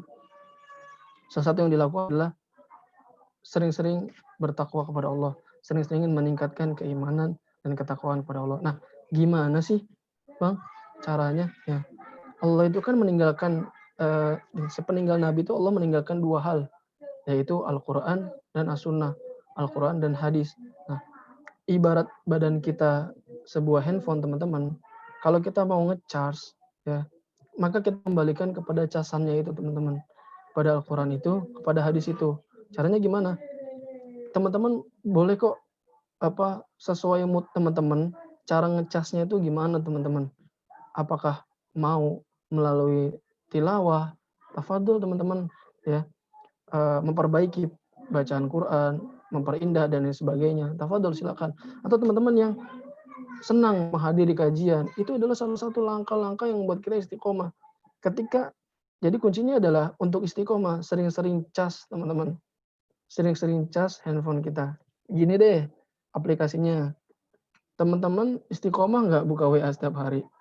Istiqomah kan? Teman-teman istiqomah nggak buka Instagram setiap hari? Istiqomah kan? Kenapa istiqomah itu bisa terjadi? Karena handphonenya masih ada, Bang. Karena dayanya masih ada. Listriknya masih ada. Nah, kurang lebih seperti itu. Gimana sih kalau kita mau istiqomah? Ya kita cas badan kita. Anggap badan kita tuh gadget. Kita cas.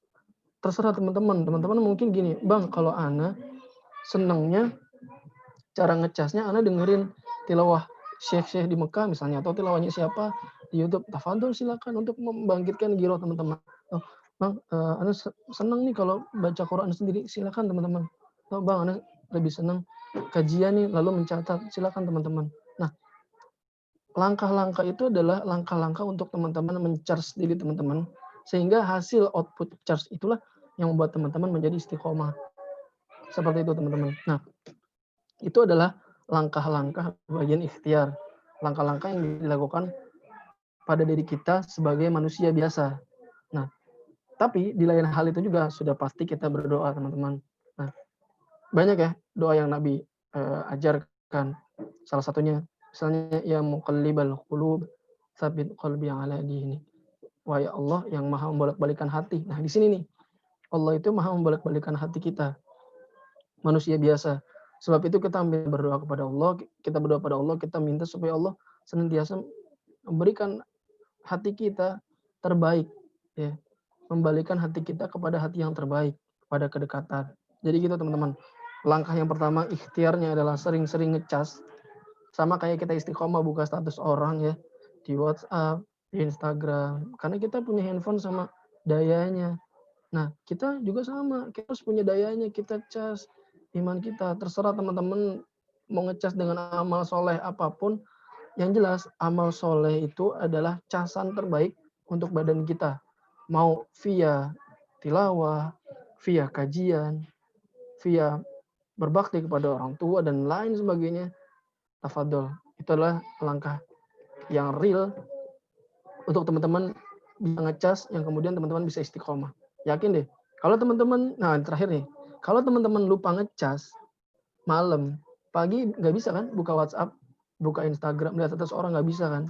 Bener nggak? Nah, kalau sebaliknya sama dengan manusia. Kalau teman-teman lupa ngecas diri teman-teman, ya, lupa diri teman-teman, lupa ngecas, lupa baca Quran, lupa apa, perlahan tuh daya itu akan melambat teman-teman. Daya itu akan melemah. Itulah yang membuat kita jadi apa? Jadi tidak istiqomah. Seperti itu. Itu juga nasihat buat anak pribadi dan semoga bermanfaat juga untuk teman-teman semua dan bisa diaplikasikan dalam kehidupan sehari-hari. Ya, kurang lebih seperti itu Akhi Farhan. Syukron barakallahu fiik. Semoga Allah memberikan taufik kepada kita semua. Bang, saya mau nanya Bang. Ya, boleh. Apa tadi saya lupa deh Bang, kriteria seseorang itu bisa jadi sahabat Nabi itu kayak gimana? Apakah dia harus, maksudnya apakah semua orang Islam yang hidup pada zaman Nabi itu sahabat Nabi?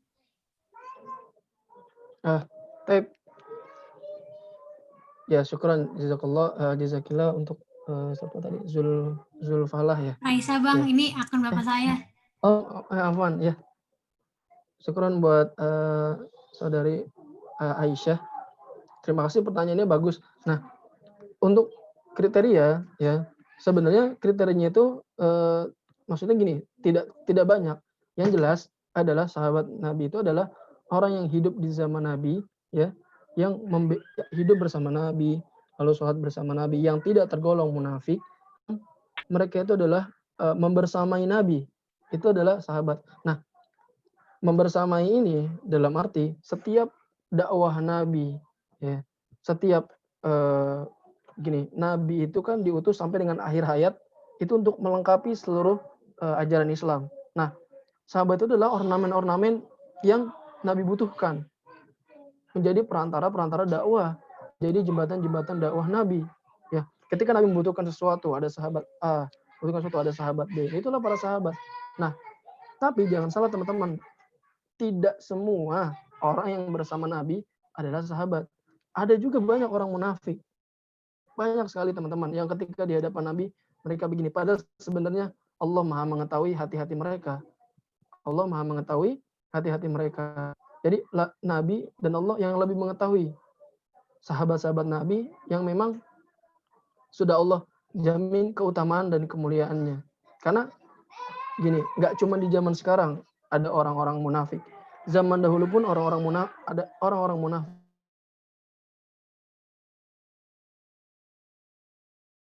Itu ada dalam sisi akidah, ada dalam sisi hadis itu begini. Kan orang-orang munafik tuh yang jika berbicara dia dusta, jika berjanji dia berkhianat, atau jika diberi amanah dia berkhianat. Seperti itu kan. Nah, tapi juga di zaman Nabi itu banyak orang munafik yang demikian.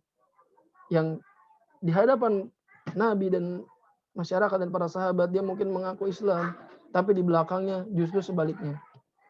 Nah, lawannya para sahabat ini adalah orang-orang munafik. Dalam Islam itu nggak ada yang namanya abu-abu, teman-teman. Dalam Islam itu cuma ada putih atau hitam. Cuma ada halal atau haram. Ya. Cuma ada yang boleh atau syubhat dan lain sebagainya. Nah, di zaman Nabi juga pun demikian, nggak ada yang abu-abu. Kalau emang dia sahabat mah udah pasti sahabat, teman-teman. Kalau dia bukan sahabat, ya mereka adalah orang-orang kafir, orang-orang musyrik, seperti itu. Nah, banyak orang-orang yang membersamai Nabi, tapi tidak semua orang yang bersama Nabi itu adalah sahabat. Orang-orang yang sahabat adalah orang-orang yang membersamai Nabi, lalu berjuang bersama Nabi, dalam hal berdakwah. Dakwah ini dimensinya luas ya. Semisal menyampaikan Islam, membenarkan perucapan Nabi, lalu mengikuti perang bersama Nabi. Itulah para sahabat, teman-teman. Bahkan banyak riwayat yang menjelaskan ada sekian puluh ribu sahabat Nabi. Sangat banyak, teman-teman. Sangat banyak. Bukan cuma segelintir. Mungkin yang kita kenal, ya, yang kita kenal misalnya Khulafaur Rasyidin. Ada 4 atau ada 5. Lalu misalnya ada 60. Nah, Anda salah satu contoh jelaskan teman-teman ya. Anda punya buku misalnya seperti ini, teman-teman. Ini bukan promosi, bukan. Ini contoh, ini kan biografi Khalifah ya. Ini adalah sahabat yang 5, 4 plus 1, yaitu Abu Bakar, Umar, Utsman, Ali, dan Abdurrahman dan Umar bin Abdul Aziz ya. Itu merupakan khalifah. Lalu juga misalnya ada 60 sahabat Nabi lainnya misalnya. Kita bisa lihat. Nah, tapi jumlahnya itu bukan demikian, tapi banyak. Hanya saja yang terkenal, yang contohnya misalnya yang meriwayatkan hadis, lalu mengikuti perjalanan Nabi dalam hal apapun, lalu selalu membersamai, dan banyak nama-nama mereka tersebutkan dalam hadis, itulah yang banyak dikenal. Tapi sebenarnya sahabat Nabi itu sangat banyak, teman-teman. Yang jelas singkatnya dari adalah kriterianya adalah sahabat itu adalah orang yang membersamai Nabi. Nah, membersamai ini adalah bukan cuma fisik, teman-teman. Ini di red-nya, garis bawahi. Membersamai itu bukan cuma fisik, teman-teman. Tapi akidah, keyakinan, keimanan, itu juga membersamai Nabi sepenghidup Nabi. Sampai dengan kemudian Nabi wafat. Kurang lebih seperti itu, teman-teman. Semoga Allah memberi taufik kepada kita. Kalau misalnya ada kesalahan, semoga Allah mengampuni kita semua. Kurang lebih seperti itu. Iya. Raisa, Bang, Raisa. Iya. Oh, Raisa. Ya. Makasih, Bang. Kurang lebih seperti itu. Ya, syukron, barakallahu fiik. Baik, teman-teman. Ada yang bertanya lagi? Ya, apakah ada yang bertanya lagi?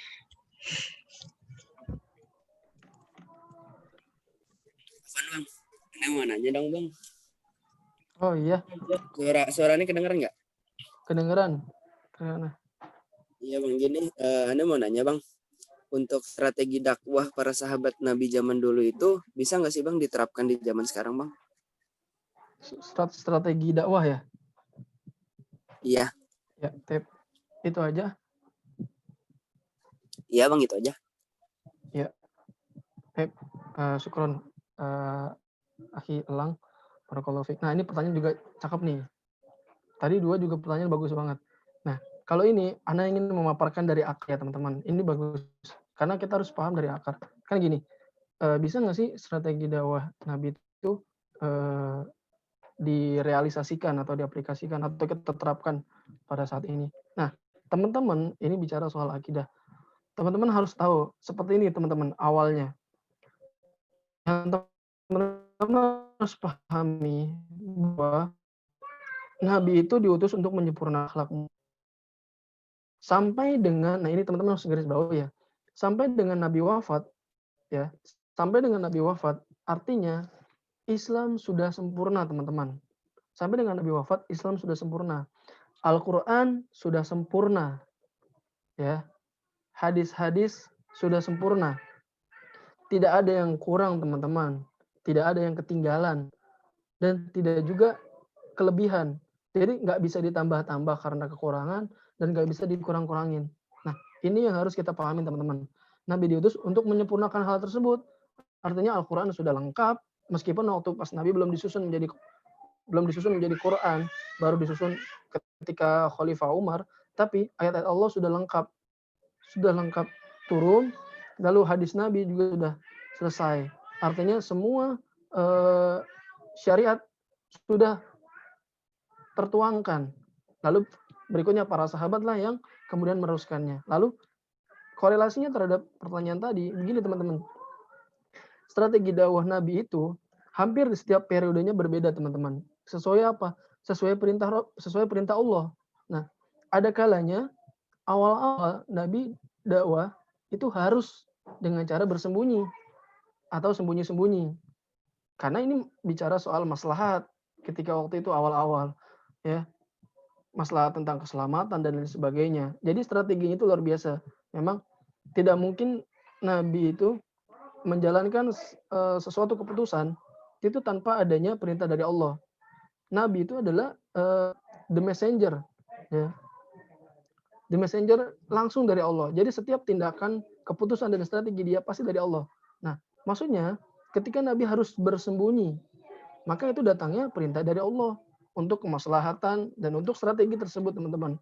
Lalu kemudian setelah selesai dari sembunyi-sembunyi, ya, dari hal sembunyi-sembunyi, baru Allah kemudian memerintahkan untuk berdakwah secara terang-terangan, gitu kan. Baru akhirnya Nabi dakwah secara terang-terangan dan lain sebagainya. Lalu kemudian tak cuma soal itu, bagaimana kemudian ada perang, baik perang Badar, perang Uhud, ya, dan perang-perang besar lainnya. Yang kita ketahui dua perang itu adalah perang terbesar dan perang-perang lainnya. Nah, tidak ada satupun perang tersebut, ya, yang tidak diperintahkan oleh Allah. Jadi kalau Allah tidak memerintahkan perang, maka nggak ada perang di situ, ikhwah. Tapi kalau Allah sudah memerintahkan perang, maka terjadilah seperti itu. Jadi artinya semua yang distrategikan oleh Nabi, ya, adalah perintahnya dari Allah. Nabi harus begini nih. Oh, berarti Allah yang nyuruh begini. Nah, itu adalah prinsip akidah kita, teman-teman. Jadi nggak mungkin dibuat-buat gitu. Semuanya pasti berdasarkan utusan Allah. Nabi harus begini, datangnya berarti dari Allah. Nabi harus begini, datangnya dari Allah. Nah, sampai dengan Nabi wafat, di sini endingnya. Sampai dengan Nabi wafat, berarti semua syariat itu sudah selesai. Maka ketika itulah Abu Bakar jadi khalifah, lalu mengutus beberapa, ini tadi nggak Anda bahas, lalu mengutus beberapa para sahabat untuk menjadi jenderal di wilayah masing-masing. Tadi Anda sebutkan misalnya Sa'ad kalau nggak salah. Di wilayah mana? Lalu Tolha dan lain sebagainya. Mereka menyisir di wilayah Syam, ada yang di wilayah Romawi. Itulah strategi mereka untuk menyebarkan dakwah, karena zaman dahulu itu kan keterbatasan banyak, teman-teman. Keterbatasan transportasi nggak kayak sekarang dengan hanya dengan kuda dan sebagainya. Lalu keterbatasan komunikasi nggak bisa disamain sama saat ini, teman-teman. Kalau soal itu ya, soal transportasi nggak bisa disamakan, soal komunikasi nggak bisa disamakan dengan saat ini yang kita bicara, lalu orang di pelosok manapun bisa dengar. Akhirnya para sahabat itu menyusun strategi demikian. Nah, artinya strategi-strategi yang sudah diterapkan oleh Rasul dan para sahabat yang memang sudah tidak ada lagi di zaman ini, ya berarti kita tidak bisa terapkan. Kalau yang tidak bisa, contoh gini, teman-teman. Allah kan tidak mengutus Allah kan tidak memerintahkan untuk perang lagi nih sekarang. Berarti nggak ada perang lagi dong. Ya kan? Nggak ada lagi perang-perang berikutnya. Nggak ada lagi namanya perang Badar. Nggak ada lagi yang namanya perang Uhud. Seperti itu kan. Lalu Allah tidak lagi mengutus untuk menyebar ke wilayah ini, tidak. Karena semua sudah dijalankan oleh Nabi dan para sahabat. Nah, strategi yang realistis adalah strategi-strategi yang tertera dalam Al-Quran. Bagaimana kita menyampaikan sesuatu yang hak, bagaimana kita menyampaikan sesuatu sesuai dengan dalil-dalil Al-Quran tadi yang Anda sebutkan, bahwa kalau strategi itu mau diterapkan adalah strategi yang semua itu tertuliskan berdasarkan Al-Quran dan dalil-dalil yang sahih. Nah, contoh yang realistis ya, kunci jawabannya ya. Bang, strategi dakwah yang kita terapkan untuk apa nih, teman-teman? Untuk membuat masyarakat Indonesia menjadi bisa baca Quran. Kita terapkan tuh strateginya. Ya, kita terapkan bagaimana kita menyebar di pelosok-pelosok kampung yang katakanlah nggak ada dai-nya, lalu kita ajarkan Al-Quran di sana. Itu kan termasuk strategi, teman-teman. Mengadopsi strategi-strategi yang dilakukan Nabi waktu itu, gitu. Jadi lebih kita adopsi. Lalu misalnya Bang, di suatu kampung ini ya banyak terjadi permurtadan misalnya. Nah, kalau kita bisa punya kemampuan untuk itu, kita bantu. Kita dekatin misalnya pemerintahannya misalnya, atau kita berikan edukasi dan lain sebagainya. Itu strategi yang mungkin pelosok ya. Tapi kalau yang realistis terhadap kehidupan kita sehari-hari sebagai pelajar misalnya dan sebagai manusia saat ini, adalah kita banyak-banyak belajar, teman-teman. Banyak-banyak belajar ilmu agama, banyak-banyak menghadiri kajian. Itu strategi yang dilakukan para sahabat. Kenapa? Karena sekarang perang udah nggak ada, teman-teman. Sekarang perang udah nggak ada, berarti nggak mungkin dong.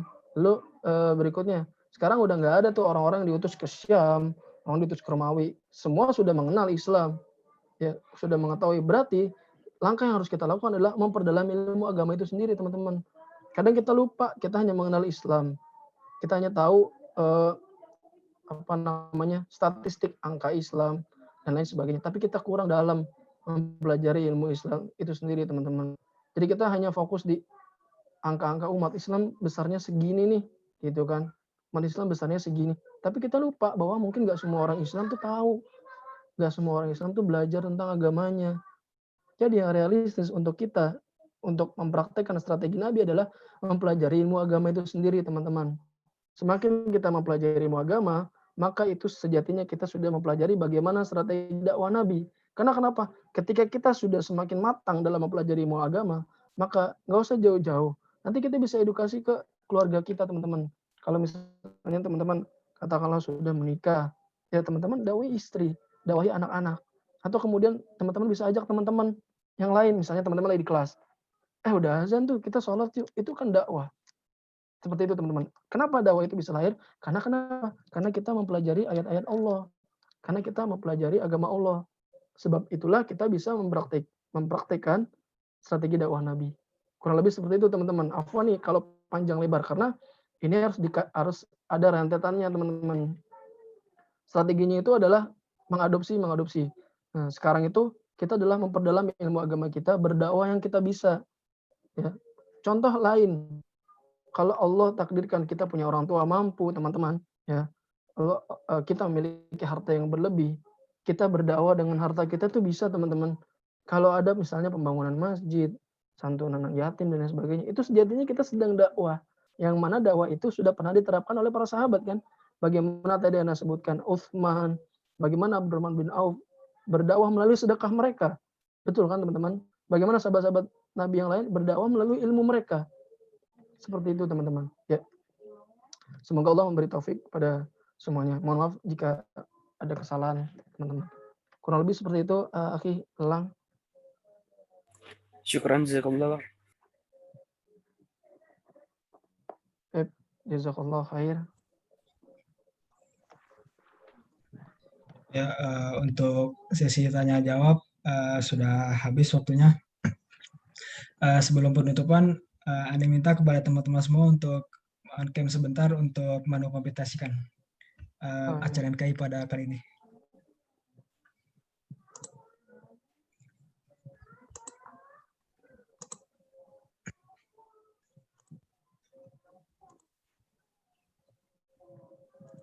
Buat ini ya, buat dokumentasi dan evidence ya. Ya, Bang.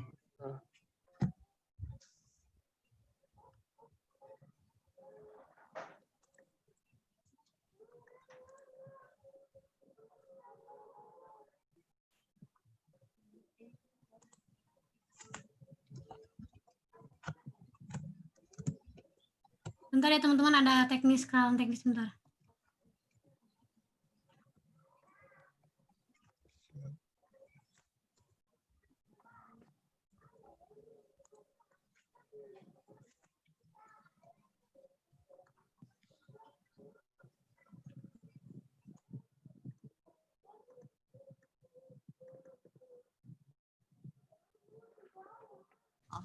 Oke, 1, 2, 3. 1, 2, 3. Makasih teman-teman. Oke, syukron kepada semua teman-teman yang telah men-on-camnya. Karena sudah penutupan, mari kita tutup acara NKI pada kali ini dengan mengucap hamdalah. Alhamdulillahirabbil alamin. Beristighfar sebaik-baiknya.